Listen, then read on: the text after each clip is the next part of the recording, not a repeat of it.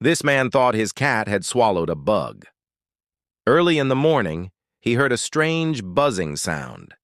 He looked outside and saw a bug sitting on the window, but even after chasing it away, the sound didn't stop. Then he realized the noise was coming from the cat's belly. He shook the cat gently. Nothing happened. He even fed the cat a lot, thinking the bug might come out. But suddenly he discovered the sound was coming from under the cat's bed. That's when he understood. The naughty cat was tricking him just to get more food.